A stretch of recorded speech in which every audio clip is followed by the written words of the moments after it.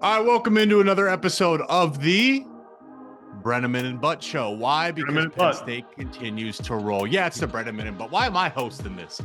Adam Breneman should host it. The spokesperson for the Penn State Nittany Lions. But before we talk about your alma mater, we got to talk about what we thought was going to be the game of the year. Certainly in the running up next to Alabama and Georgia. The Ohio State Buckeyes travel out west, a back and forth game. They say football's a game of inches. It was a game of inches. 1 point victory with a controversial ending. It has everything that we love as college football fans. I'll just give you the floor, man. What stood out? What did you learn? What got you excited? Wow. Go ahead. There's a lot to digest from that game, Jake. I mean, it was probably the best football game of the year up to this point. Better game than Alabama, Georgia. I don't. That game was a blowout in the first half. Then Georgia came back, but like this game was two elite football teams battling it out, playing great football. A few things. First, Dan Lanning is the best young head coach in our sport.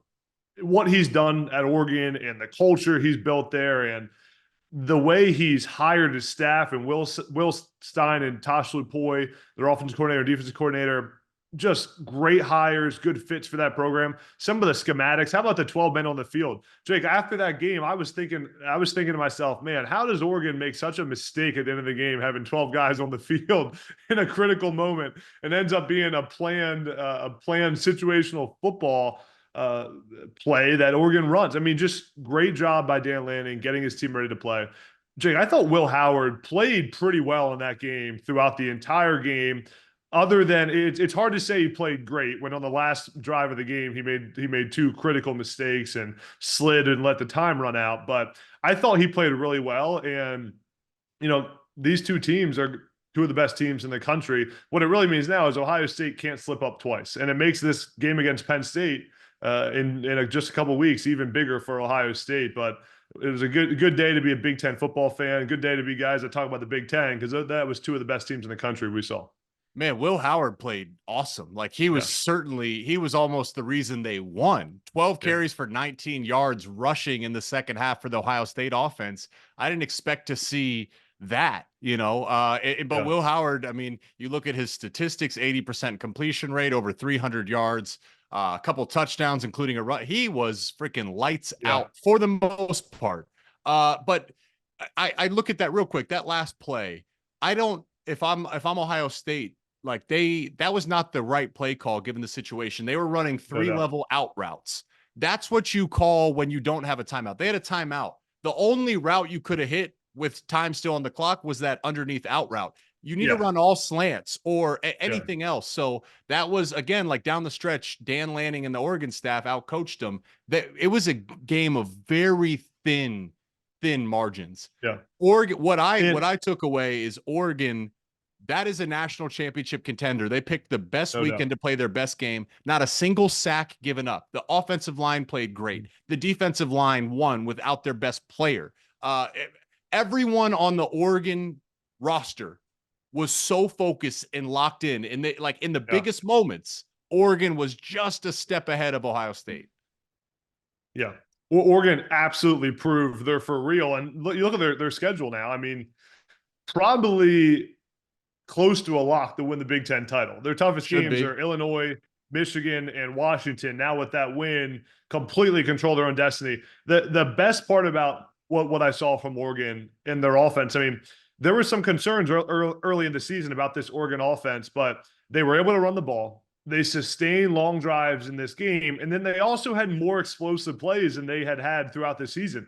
How about the run by Dillon Gabriel for the touchdown? So there was a new dimension to this Oregon offense that we knew it was going to come at some point. We knew that it was going to all click, and Dillon Gabriel's a winner. He knows how to win and has played so much college football and has been in a bunch of big games, and you could see that experience kind of come out and be valuable down the stretch in that game.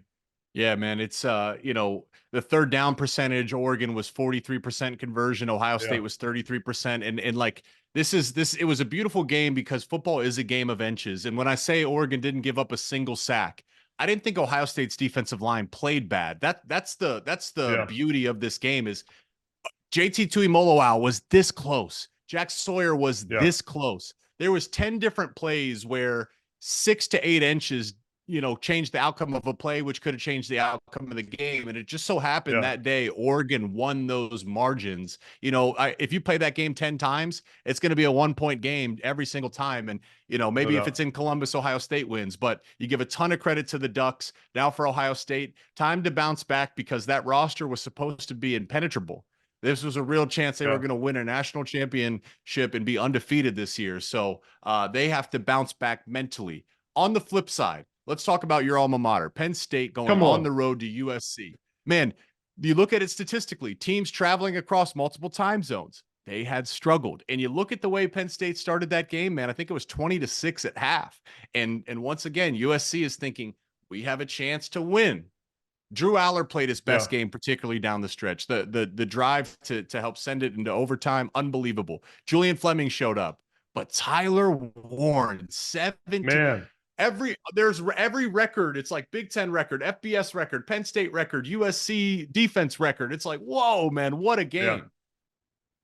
What'd you think? I was sending the Tyler Warren cut-ups and highlights to my play caller when I was at UMass. I was like, why didn't we do any of this stuff when I was playing for you? And his response was, because you weren't athletic enough. So, man, gritty win for Penn State, a really big win for the James Franklin tenure at Penn State. I mean, everyone knows it. Penn State has struggled to win some of these big games against tough opponents. And the last couple of years, it's been Ohio State and Michigan. This year, it's Ohio State and USC. And this game, and for Penn State to go on the road across the country and find a way to win when things didn't always go well, was just a massive win for this program and the confidence moving forward. And I'll say this, USC, despite having 3 losses, is still a really good team in the Big Ten. I think they're a top 5 team in the Big Ten right now, even with those 3 losses. They are just a player or 2 away in multiple games there of being a 1-loss football team, maybe even undefeated. So that's a really solid team, a team that beat LSU first game of the season. So really impressive win for Penn State. I thought the best part was that was a Drew Aller game where he became a man. And to think that the best game we've seen Drew Aller play at Penn State would be a game where he throws 3 picks, never would have thought that was the case, but that was Drew Aller's best game in a Penn State uniform. And the fact that he bounced back after throwing some bad interceptions, really 2 bad picks, the third was a Hail Mary. He bounced back and kept driving the ball down the field. And Andy Kotelnick, he kept putting it in his hands and letting him rip it down the field. That was a grow-up moment for Drew Aller to then find a way to win the game there. And like that was the kind of game where you're like, man, that's the 5-star quarterback that Penn State thought they were getting when he went there. And that was an offense, and that's a quarterback that can win a Big Ten championship without a doubt. Now, the final thing that was almost the most exciting, because Jake, on this show, we've talked about Julian Fleming, the 5-star recruit that decommitted from Penn State, went to Ohio State, transferred back to Penn State, and how he's been kind of disappointing through the first few weeks for Penn State. And we said on here, I want Alex Rue to pull this, our producer, to pull out the clip. A few weeks ago, I said, at some point this season, Jake, Julian Fleming is going to make a huge 3rd down or 4th down catch that's going to win the game for Penn State. 2 in a row against USC. On 4th down, the game is over if he doesn't make those catches. Great throws by Drew Aller escaping the pocket and hit Julian Fleming on their final drive twice to send the game to overtime. So really, really impressive win for Penn State, and a big, big moral victory for their team just to give Penn State confidence now that they have Ohio State in a few weeks. Yeah, I was going to say, interceptions aside, it was more so the fact that Drew Aller rose to the moment, right? And first off, he was given the opportunity to do such a thing, and then he executed and rose to the moment. And that's something you have to see for it to become true. So that was a big step forward. Really interested to see that game versus Ohio State. And I want to just push it right back to you. Did you see enough? Do you have absolute confidence that Penn State's ready? That's the ultimate next step here, is beating the Buckeyes. This USC team, I agree, they're a good team, but they've given games away this year. This is kind of become their identity. Did you see enough where you have absolute blind confidence that Penn State's going to beat Ohio State? Absolutely not. I did not see enough to Okay. have blind confidence that Penn State beats Ohio State. Okay. If there's a concern about Penn State, really two things. Tyler Warren's an amazing player at tight end, but something about your tight end being your best playmaker on offense Yeah. doesn't make me feel great when Penn State's got to score a bunch of points against a team like Ohio State. Yeah. And that's not taking anything away from Tyler Warren, but Penn State doesn't have that elite outside receiver that can win one-on-one all the time. Now, Tyler Warren's pretty close, but he's a tight end and also has to block and also has to be part of protections, all that kind of stuff. So that's my one concern on offense. And then for Penn State's defense, this defense isn't as elite as the defenses we've seen the last couple of years. They're playing good football. Tom Allen's done a great job. Abdul Carter's played well, and Denai Dennis Sutton. Some of these guys have gotten after the quarterback well, but it's just not quite as elite as the defenses that we're used to seeing at Penn State. Still really good, but that's my concern. I mean, Ohio State, I still think, one of the top 3 teams in the country without a doubt. Like, there is a tier there of Texas, Oregon, Ohio State, and then I kind of think it's everybody else, right? Yeah. I still think there's a little bit of a gap until we get there.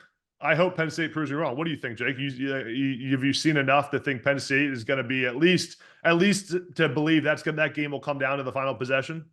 Yeah, no, I'm in complete agreement with you. And what I've seen enough is to say that they've definitely made progress, and Drew Aller has made progress. I share the same concerns where, sometimes the issue with your tight end being wide receiver 1 is Ohio State has 2 guys. You talk about Jeremiah Smith, Ibuka could do it probably. Either running back can do it, where you just give them the ball and it can turn into a 70-yard touchdown. And those are easy points in their gut-wrenching momentum plays. And like a tight end can't do that, So that's the big question. But I've seen enough for them to have made progress.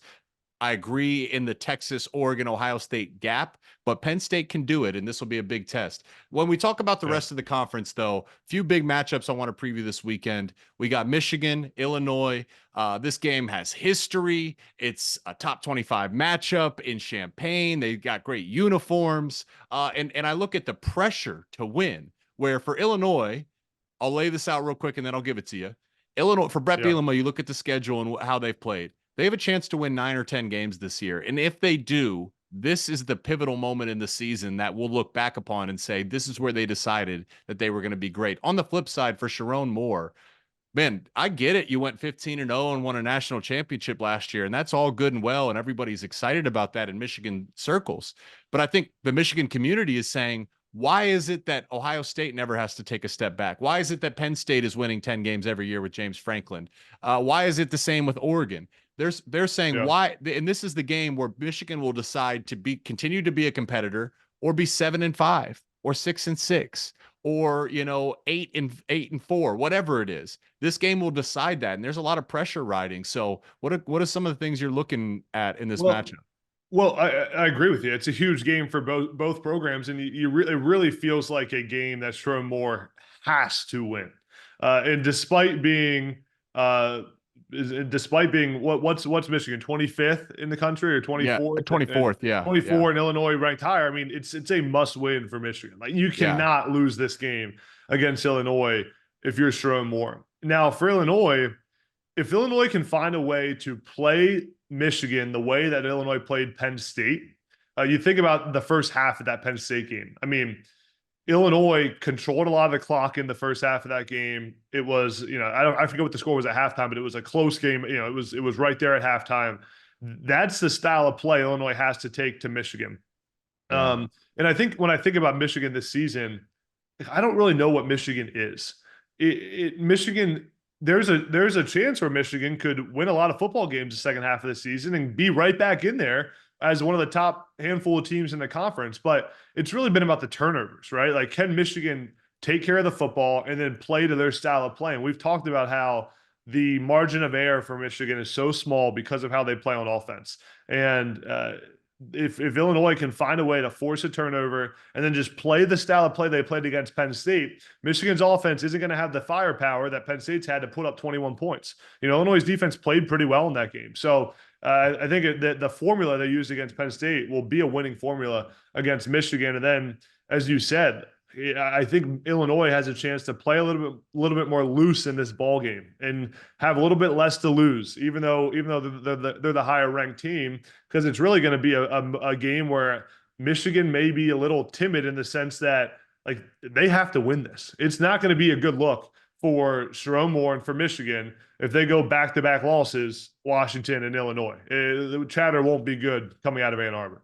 Yeah, you're exactly right. Turnovers, Illinois, they're tied for fourth in terms of forced turnovers in the conference. Michigan has given away the second most turnovers, so that's a key statistic. I think it's there's some great matchups though for Michigan. That front four, they get after quarterbacks, and the big issue for Illinois is I know the fans in Bielema said, "Hey, Altmaier's talented. We have to protect him." Well, this year, that's been their biggest stride as they've been able to protect him. Of course, Penn State was able to get after him. That was Abdul Carter's best game. So do they get rid of the ball quickly? Can Michigan get there? It's a race. Can that D-line get to Altmaier before he releases it? And then on the flip side, I believe Illinois is 15th in rush yards allowed per game, 15th in yard per carry allowed defensively.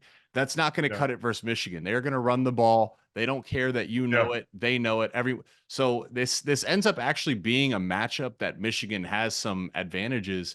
Of course, it just comes down to execution. And let's wrap it up here with another big game, revealing game. The Hoosiers, they're rolling.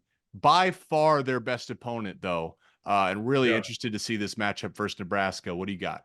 We're going to find out a lot about Indiana in this game. I mean, I've heard a lot of chatter in the non-Big Ten circles about Indiana's 6-0 start being fraudulent. They're not that good. It's kind of just an anomaly. They aren't a top 20 team. I'd advise everybody to hold off on that. Curtis Rourke is for real. Kirk Cinetti, as we've talked about a lot, knows how to win. Now Indiana gets Nebraska at home on big noon kickoff where they're, 7-point favorites? And then, if Indiana wins this game, they then have Washington, Michigan State, and then Michigan, I believe, win this game, and they're probably favored in all three of those games the rest of the year, and a legitimate chance, Jake, to be 10-0 rolling into Columbus at the end of November. So this game will tell us a lot. If they don't get past Nebraska, then that chatter becomes for real. That Indiana's 6-0 start was a fluke. Yeah, it's like when I watch Indiana play offense, I'm trying to figure out what is it that they do really well. Penn State, it's the creativity with Kodal-Nicki and the tight end. Ohio State, it's a great backfield and a dominant run game with weapons outside. Oregon, it's the quick passing game with accuracy by your quarterback. Illinois, it's what is it?